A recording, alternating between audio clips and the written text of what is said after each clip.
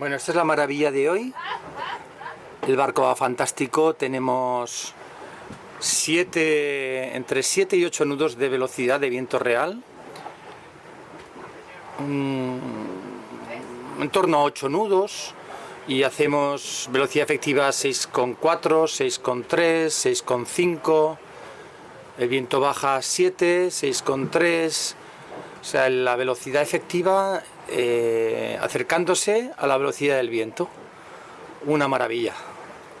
El barco de través con toda la vela. Volvemos a hablar del GPS. En este caso, en el plano práctico, es muy interesante ver la cantidad de prestaciones del sistema.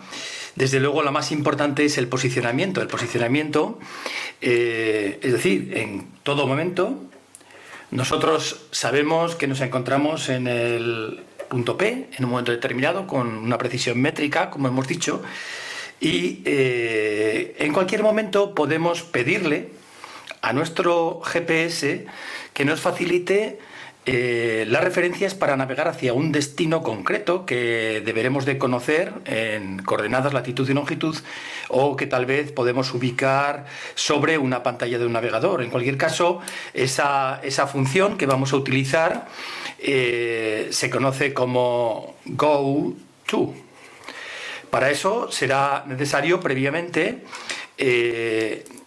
este punto de destino situarlo como un punto de la ruta, un waypoint, archivarlo de una o de otra manera, y a partir de ese momento podemos realizar o activar la función GoTo waypoint, en este caso nombrado destino. El aparato inmediatamente va a fijar una ruta directa a nuestro punto de destino, es decir, va a medir los parámetros distancia, que abreviará por distance, DST, y lo que normalmente llamará BRG, abreviado, que es bearing, es decir, demora o rumbo a este punto de destino. Evidentemente, en la navegación ocurre a menudo, y ocurrirá en nuestro caso, sobre todo si navegamos a vela, es fácil que no podamos realizar un rumbo directo, con lo cual nuestro barco en un momento determinado se puede encontrar aquí, un poquito más tarde se puede encontrar aquí. Bueno, es importante saber que en todo momento el instrumento volverá, o si se quiere decir así, determinará en todo momento y actualizará en todo momento estas referencias de bearing y distance, es decir, rumbo y distancia al punto de destino. Pero al mismo tiempo el instrumento valorará el rumbo efectivo, que normalmente va a abreviar por HDG, heading, HDG, o COG, con más frecuencia, que es course over ground, rumbo sobre el fondo. Es decir, determina lo que llamamos en nuestro idioma rumbo efectivo, y al mismo tiempo determina también la velocidad efectiva, que normalmente le llama speed over ground, SOG. Es decir, estos dos parámetros muy importantes, vamos a ponerlos aquí para no olvidarlos, para hacer un pequeño glosario de abreviaturas: bearing, BRG, distance, DST, course over ground, rumbo efectivo, speed over ground, velocidad efectiva. Pero no solamente eso, el instrumento, cuando estamos navegando y no realizamos un rumbo directo a un determinado punto, inmediatamente va a procesar y a calcular la velocidad de aproximación al punto de destino, en función del rumbo y velocidad efectivas. Es decir, la velocidad a la que nos estamos acercando al punto de destino, o la velocidad a la que estamos recortando distancia al punto de destino. Este nuevo valor se llama V es decir, Velocity Made Good. Vamos a anotarlo nuevamente aquí, VMG, un valor muy importante que no solamente se aplica a, digamos, la referencia punto de destino para el GPS en la función GoTo, sino también a la navegación a vela con los equipos del barco, es decir, el equipo de viento y la corredera de la embarcación.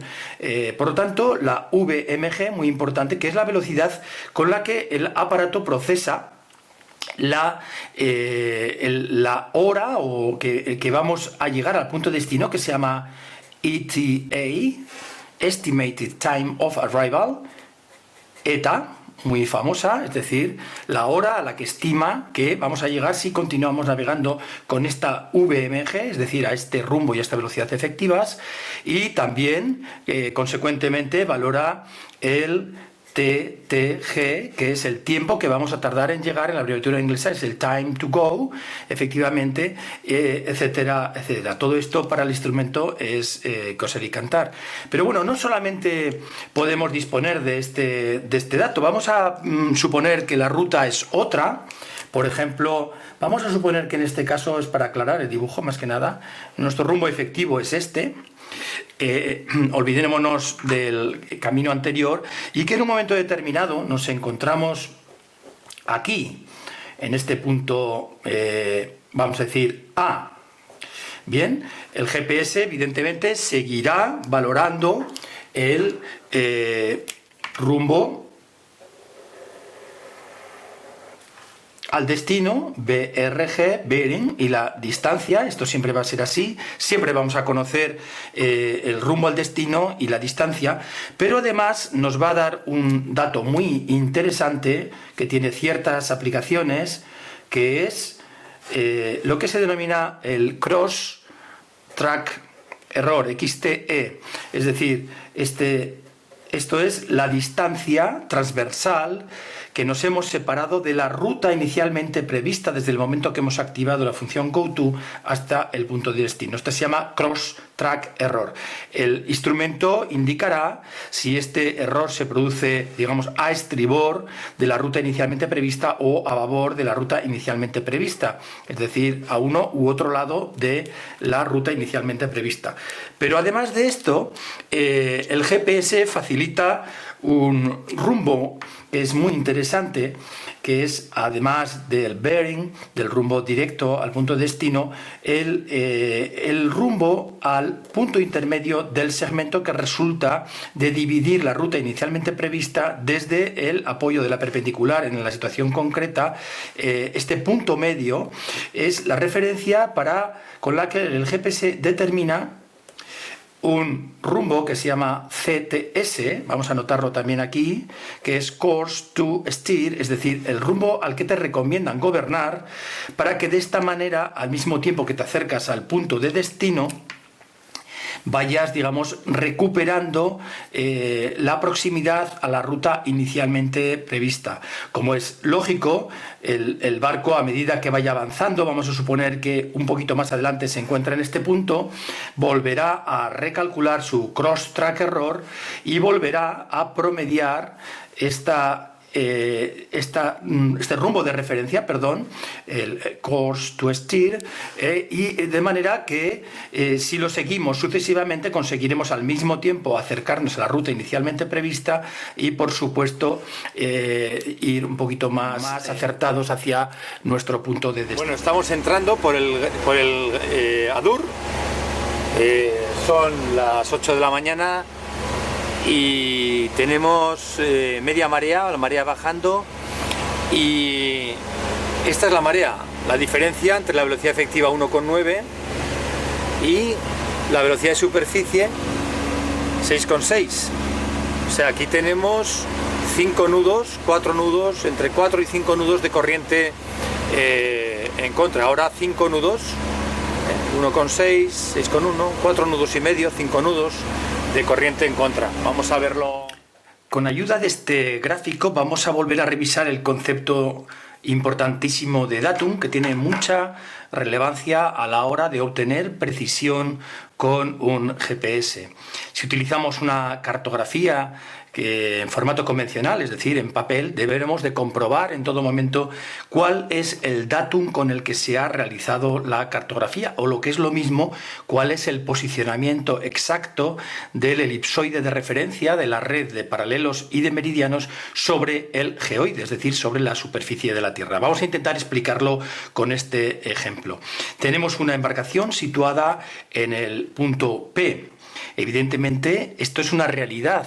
El barco se encuentra sobre la superficie de la Tierra, sobre la superficie del mar, en un punto concreto. Ahora bien, si la cartografía que utilizamos es el caso más frecuente, WGS 84, esto tendremos que comprobarlo, las coordenadas de este punto serán respecto, por ejemplo, a un determinado paralelo y meridiano de referencia, vamos a decir 43 grados 00 minutos norte y 1 grado 50 minutos oeste, las coordenadas, repito, serán esta latitud y esta longitud. Evidentemente, sobre esta cartografía el punto estará bien situado. Ahora bien, si utilizamos una cartografía de formato Europa 79, por ejemplo, es decir, Datum Europeo de Potsdam del año 79, tendremos que tener en cuenta que el GPS deberá de conocerlo, puesto que si representamos en esta cartografía estas coordenadas correspondientes a esta posición de los paralelos y meridianos del sistema WGS 84, el punto estará más situado, puesto que la red geográfica está desplazada respecto al geoide, respecto a la Tierra y respecto a este sistema WGS 84, es decir, está en otra posición, digamos, por ejemplo, en la que se representa aquí en este color marrón. Es decir, el paralelo 43 grados 00 minutos norte y el meridiano 1 grado 50 minutos oeste se representan en otra posición ligeramente diferente, en el rango de los cientos de metros de diferencia, digamos, pero de importancia a la hora de poder hacer un trabajo de precisión